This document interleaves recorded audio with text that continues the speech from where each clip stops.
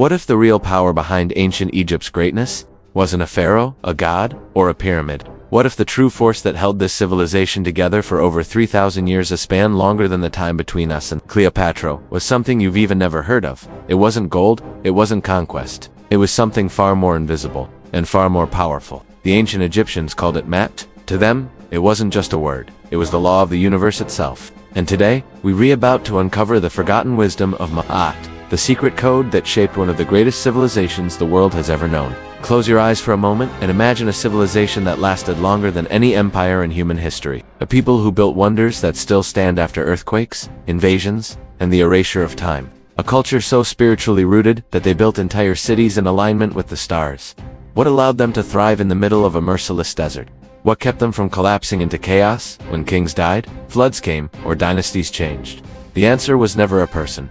It was a principle. Maat was more than law. It was balance, order, truth, harmony. It was justice, ethics, and the natural rhythm of the world all rolled into one. The Egyptians believed the universe was born out of chaos, out of the swirling waters of none. From that chaos emerged a force of balance. That was Maat. Without Maat, the sun would not rise, the Nile would not flood, the crops would not grow, and the dead would never reach the afterlife.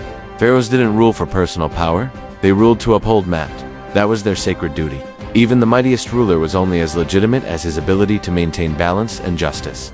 A king who abused power, who brought famine or unrest, was said to have failed. Maat could be overthrown not just by man, but by the gods themselves. Every judgment in court, every trade agreement, every family dispute was supposed to reflect Maat. Scribes, judges, priests, farmers, and even fishermen lived by it. It wasn't enforced with violence, it was accepted like gravity.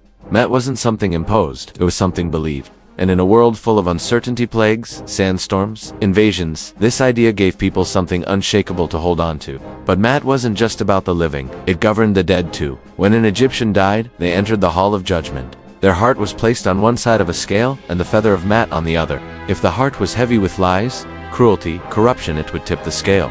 If it was light, it meant the person had lived in harmony with Maat. Only then could they pass into the eternal field of reeds, what we might call heaven, and if not, their heart was devoured by a demon, and their soul ceased to exist. There was no second chance. Can you imagine living your whole life knowing that every action, every word, every thought was weighed in the end? That was the moral compass of ancient Egypt. Children were taught Maat from birth. It shaped their behavior, their values, their dreams.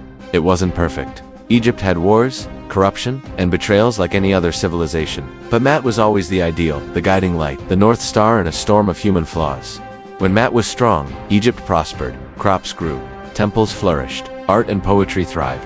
When Maat was broken by greed, ambition, or weak rulers, Egypt suffered. Take the first intermediate period, for example, a time when central authority collapsed. Tombs were looted, lawlessness reigned, famine swept the land. People believed Maat had been shattered, and only by restoring balance, truth, and justice could Egypt be healed. And it was. The Middle Kingdom rose from the ashes not just by military force, but by a cultural return to Maat. The pharaohs of that era, like Mentuhotep and Senusret, didn't just build monuments. They restored order. They revived rituals. They rebuilt temples to honor the gods. Not for vanity, but to re-anchor Maat in the hearts of the people. And it worked. The Middle Kingdom became a new golden age of stability, literature, and philosophy. That's the incredible part. Maat wasn't just a lit, was a living thread running through Egyptian life. When pulled, it unraveled everything. When protected, it sustained a civilization longer than any that came after it. Even foreign rulers, like the Greeks and Romans who conquered Egypt centuries later, couldn't destroy Maat. They renamed gods, stole artifacts, and claimed the throne, but they couldn't erase the idea that truth and order must govern all.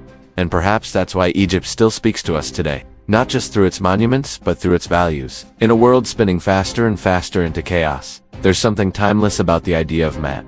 It asks us, are we living in balance? Are we honest in our dealings? Are we keeping harmony between ourselves, each other, and the earth? In a time when justice feels distant, and truth is often twisted, the ancient Egyptians had an answer.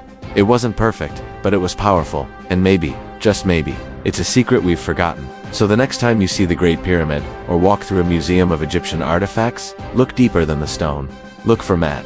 Because in the end, Egypt's true power wasn't in its gold. It was in its belief that balance, justice, and truth were the foundation of life itself. If you found this story eye-opening, I invite you to share your thoughts in the comments. Do you think modern society could learn from Maat?